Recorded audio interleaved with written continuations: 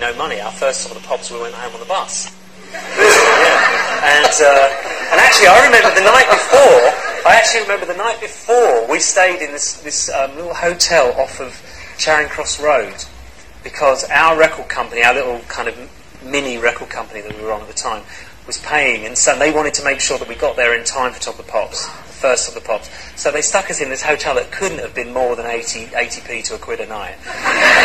And I was sleeping the night before my first Top of the Pops. I had polystyrene sheets, and it was a child-sized bed. So I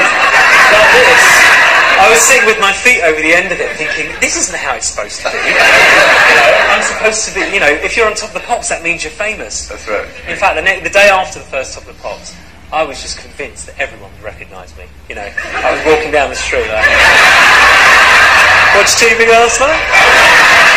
Yeah, and it was horrible. Because the money that we had, half the time, people would nick off us, or I'd get bullied or something. There was one time a skinhead wearing huge guy, wearing a bright red Fred Perry jumper, came charging down this escalator, and there's no one else in the station, and there's me and David singing like, Hey Jude. And he comes charging down, he goes, give us your jumper! And I'm like, oh, this is my best jumper. And eventually, so I'm standing there, taking off my best jumper, thinking, this is so humiliating. I'm thinking, Dave, hit him with the guitar.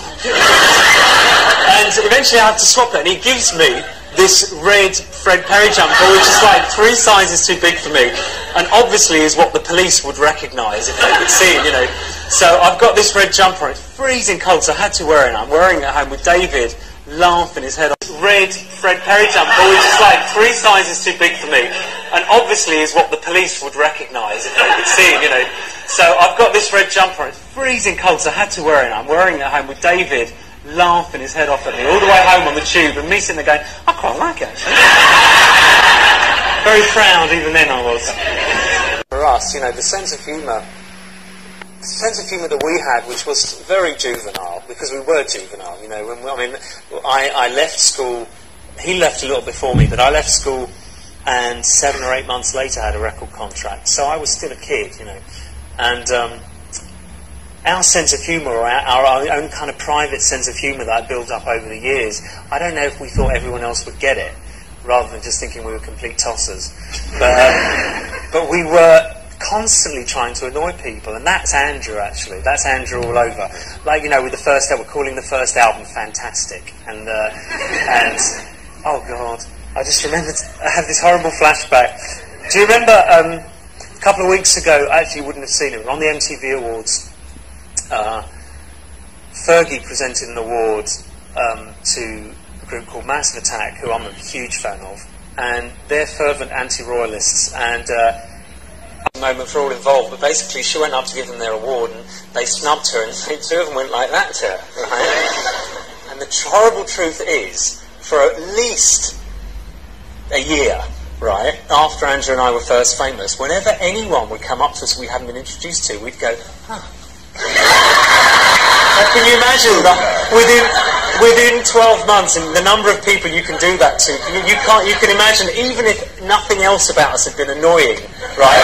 We would have been blacklisted by then just for that.